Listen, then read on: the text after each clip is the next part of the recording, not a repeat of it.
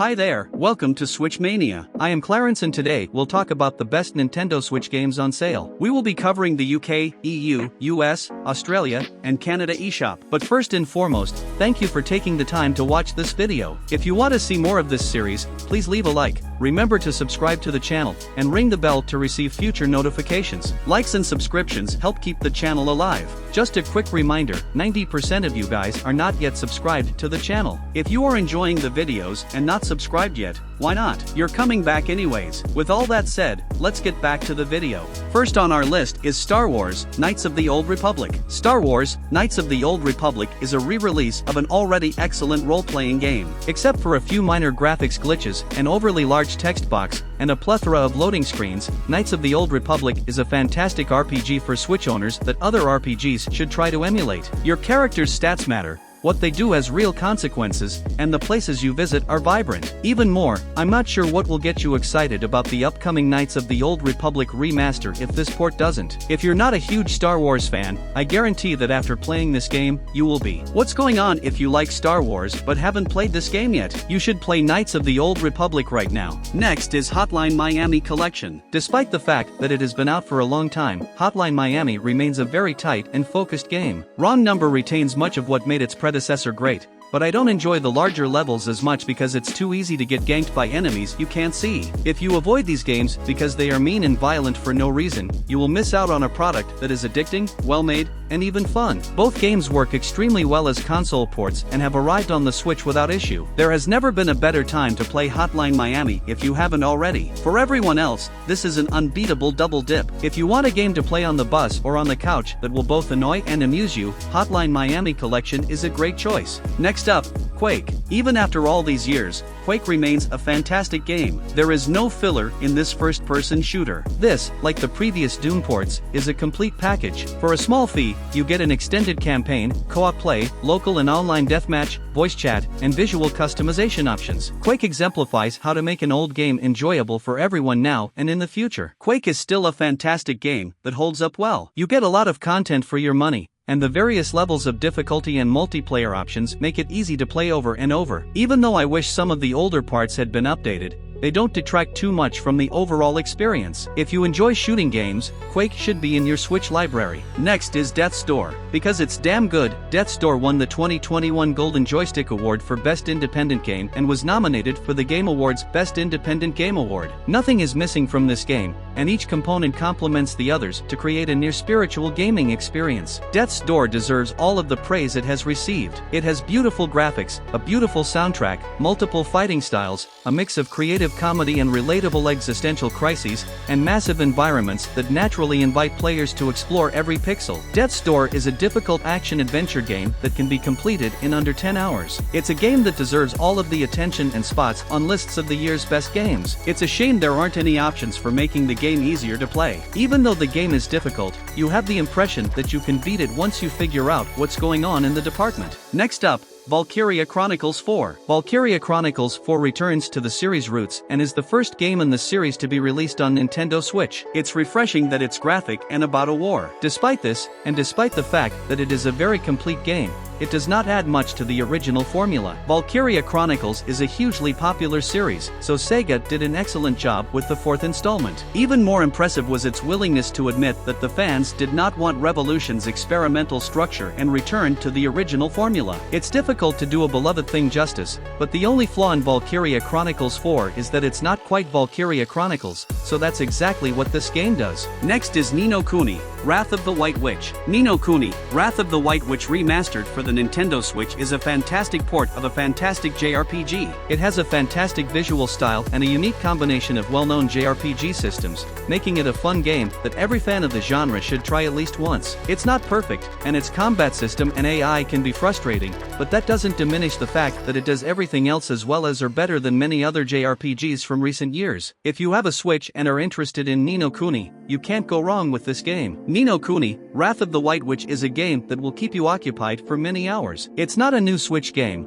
but it's an excellent addition to the system's library. This is an excellent game for fans of JRPGs with a lot of style and even more heart. Next up, GRIS. GRIS is best played in one sitting as a 5-hour adventure. There's not much else to do with the game after that. When you solve the same puzzles over and over, they lose their appeal, and the world becomes increasingly linear. GRIS, on the other hand, is a work of art in terms of how it looks and tells a story. Even though the plot is hazy and can leave players perplexed, there are emotional cues that indicate this is a journey of loss and healing. Everyone will remember GRIS for its excellent music, level design, and devotion to its themes. The game keeps things simple by putting the player's mind in charge, with fun, risky platforming, and puzzles that are both difficult and simple to solve. GRIS is a true work of independent art that takes pride in its appearance. GRIS is a place where art and video game fans can feel at ease. Despite being Nameda Studio's first game, it hits all the right notes. Next is Horizon Chase Turbo. Horizon Chase Turbo has a plethora of cars, tracks, and ways to interact with them all. Aquarius, a Brazilian developer, not only has a lot to offer,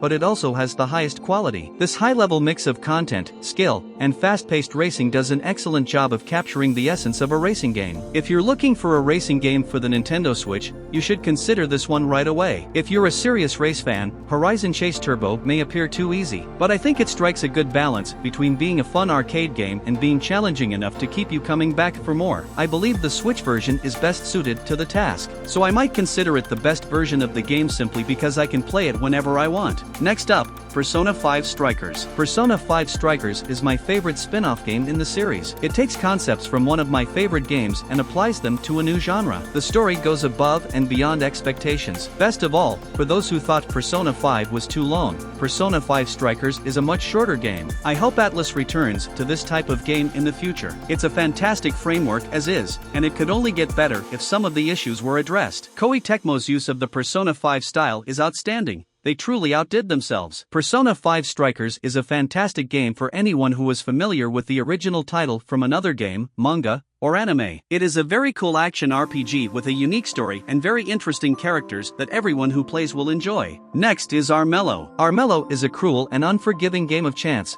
and it's the only game like it on the Nintendo eShop if you want to plot and scheme your way to the throne. It has clever game mechanics that will keep you on your toes, and it establishes a solid foundation for what I hope will be many more games set in the same world. Armello is a fantastic video game that brilliantly combines ideas from board games. This is a great addition to the Switch's multiplayer library because it has a lot of different ways to play, different levels of strategy, and a cute look. This is a fantastic, polished experience that is enjoyable on its own and even more enjoyable when shared with others. It's a shame there's no local play, but the rest of the game makes up for it. Next up, Tetris Effect. Connected. Tetris Effect remains the best Tetris game available, and the Nintendo Switch port doesn't alter much of what made the game so great in the first place. The Switch version's added portability is more than enough reason to buy it twice, and if you have the OLED model, it looks fantastic on the new screen. We prefer to play Tetris Effect Connected on the Switch, but this is a special game that deserves all of the praise it has received over the years, regardless of platform. I don't have many complaints about Tetris Effect Connected. It's a fantastic new perspective on a puzzle that never gets old. This Switch version is the best way to play the game because it is portable. Next is LUMINES Remastered. LUMINES works best when it's just you and the game, with no other distractions. Put on a good headset,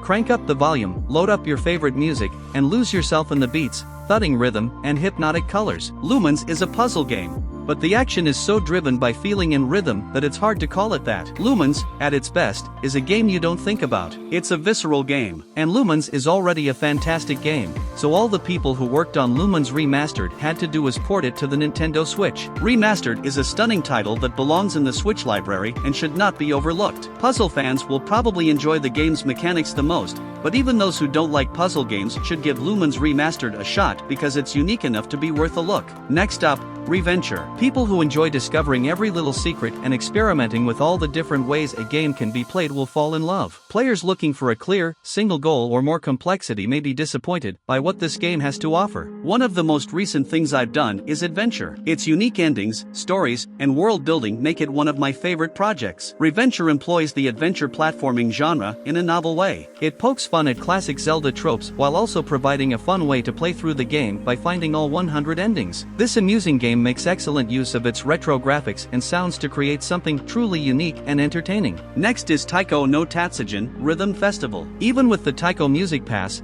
the DLC for Taiko no Tatsujin Rhythm Festival could use some improvement. This is an excellent addition to the library of the Nintendo Switch. The price is reasonable for what you get in the base game, but the real draw is the Taiko Music Pass, which adds a lot more to the game. We hope that future updates and DLC will include more game music and VTuber songs. If you've never played a Taiko no Tatsujin game before, this is the perfect place to start. You'll have access to more music than ever before with the new Taiko Music Pass, and you'll quickly become a master dancer thanks to the many ways you can change your character and how you play. You must be patient to learn and grow, but when you do, it is the best feeling in the world. Next up, Into the Breach. Into the Breach is a great example of how to shake up an already popular genre. When you take a turn-based strategy game and let you see what happens next, it completely changes how things would normally go. When you outwit the aliens, you'll feel like you're smarter than them. Even if you lose, this feeling will keep you playing. Best of all, the small maps fit so well on the Switch that playing it on a PC would be pointless. This is a handheld game, and it's fantastic. The game's user interface and many battlefields both work well on different monitor sizes, so it's no surprise that they work just as well in Switch handheld mode. The graphics are clear and easy to read, loading times are comparable to the PC version,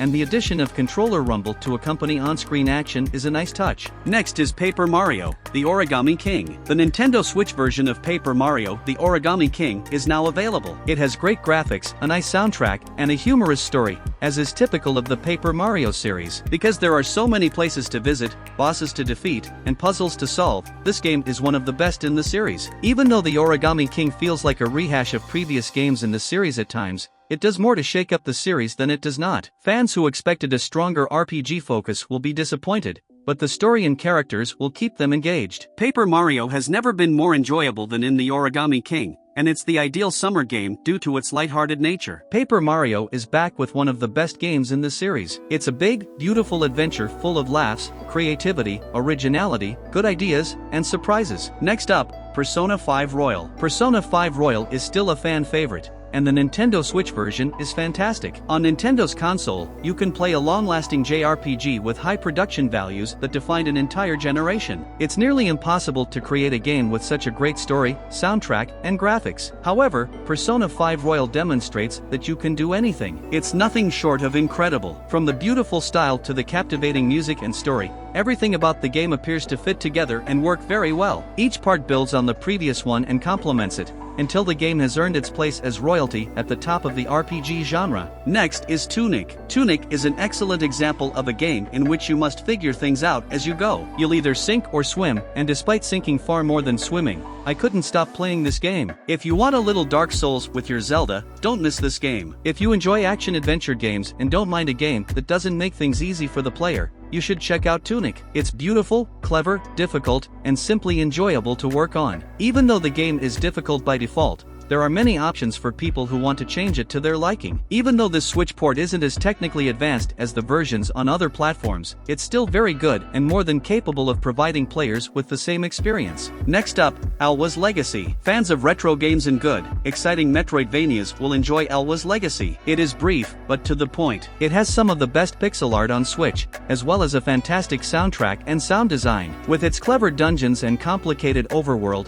Alwa's Legacy will keep players interested from beginning to end. You'll get a little more out of this adventure if you've played Alwa's Awakening. Starting with Alwa's Legacy, on the other hand, will not leave players in the dark, as it does a lot to make this its own game. Don't let this opportunity pass you by. Elden Pixels has created a timeless 2D platformer. Alwa's Legacy follows in the footsteps of its predecessor by providing players with a beautiful world to look at, explore, and, most importantly, fight bosses in. This work easily ranks among the best of its kind, and has earned the right to be in many Switch owners' collections. Next is Captain Toad, Treasure Tracker. Treasure Tracker is an absolute gem. It's also quite lovely. I was blown away when I first saw it on Wii U, and the graphics have only improved on Switch. It's bright, happy, and one-of-a-kind from an artistic standpoint. Each level is set up like a diorama, giving the impression that the player is playing with toys rather than lines of code. The music isn't very varied, which is probably due to the short duration of most stages, but I would have liked a few more tracks to spice things up. Captain Toad Treasure Tracker is both visually and audibly appealing. It has a cute appearance, an excellent soundtrack, and excellent sound effects and dialogue from the main characters. It also has well-designed,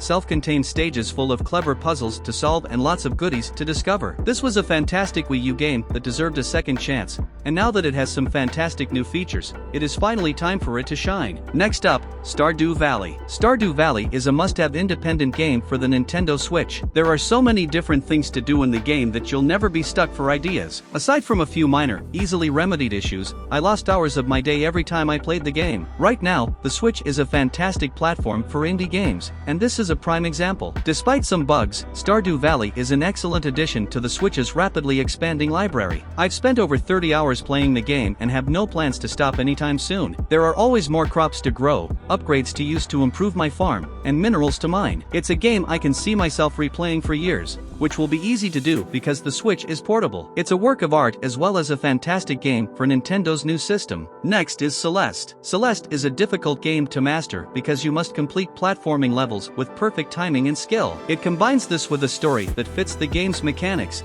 You must reach the summit of a mountain. The best part of the game, however, is that the mountain is always a metaphor for various fears that the player has, and beating the game provides a hint about how to overcome these fears outside of the game. Celeste is extremely well thought out and nearly flawless in terms of functionality. It also has an emotional story to which I can relate in a way I've never seen before. It's a fantastic platformer as well as a thought-provoking meditation on the dangers of and treatments for depression and anxiety. It's amazing how well these two things complement each other. Next up, 2 Point Campus. 2 Point Campus, a near-perfect copy of the management game genre, gives it a new look. It has an amazing two-phase game system that allows you to have the best of both worlds. A game where you can build without stress or difficulty, and a game where you can enjoy looking at what you've created. If this time of year is less busy than the summer, you can appreciate how well the atmosphere, activities, and personalization of your campus have been done. The game is amusing and avoids the genre's typical repetition because it has powerful building tools and scenarios that know how to change up the way they look and how you play them. A good way to go about things. 2 Point Campus is a management simulation game in which you build and manage colleges. It focuses on business and provides a fun challenge as you create a great learning and growth environment for students and staff. Next is just shapes and beats. The purest form of gaming is just shapes and beats. Even though E3 showed us massive cinematics, larger worlds, and even bigger promises, it's good to be reminded that not every video game has to be this big. Sometimes just sitting down, picking up a controller, and playing is enough. Just Shapes and Beats has a simple concept,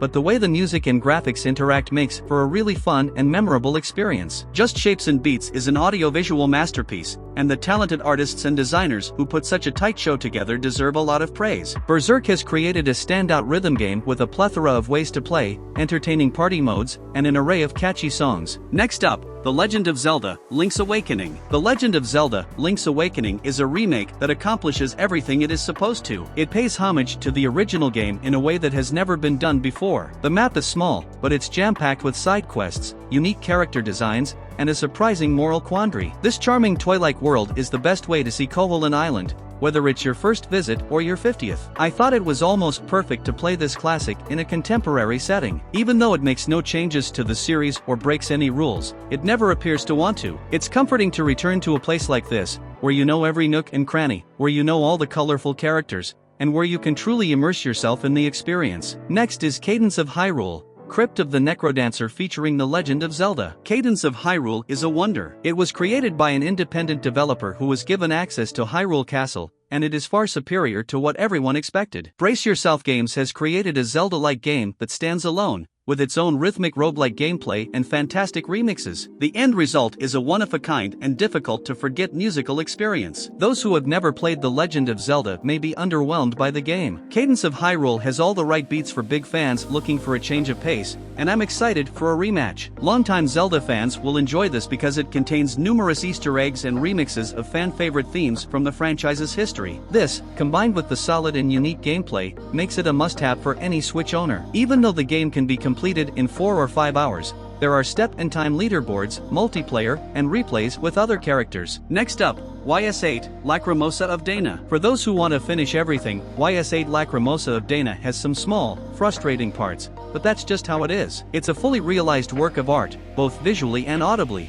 and should be in the collection of any serious Switch player. To top it all off, everything is tightly packed into a single package that, when purchased, requires no additional downloads and includes some cool extras. YS8 is a fantastic game that deserves to be seen by more people. I haven't seen much of the series, but when I do, I'm always impressed. If you're looking for a classic JRPG that hits all the right notes, look no further than this, especially on the Switch. I'm glad this series is gaining traction, and I'd like to see it available on all platforms. Don't be put off by the number. This is an excellent game to begin with. And last, but not the least, Buried Stars. I enjoyed Buried Stars, but I was frequently overwhelmed by how detailed and complex the mechanics were. The presentation was by far my favorite part of the experience, but it wasn't overly important to the overall experience, which was nice. I haven't played any of this developer's other games, but Buried Stars left an impression on me, so I'll keep an eye out for their new releases. I hope they continue to push to get their games distributed around the world. Even though Buried Stars localization was not perfect, I believe this kind of push aided the game. If you enjoy mystery visual novels and don't mind the issues I mentioned, you should give this game a try. Buried Stars appeared out of nowhere, but it has quickly become one of my favorite visual novels of the year. The title's excellent visuals and compelling stories set them apart from others in the genre. The localization can be a little flat at times, but any adventure fan should give this a shot. That's all guys. I hope this video was helpful in deciding which game to play, and thank you for checking out the list. Please remember to subscribe and we'll see you at the next one.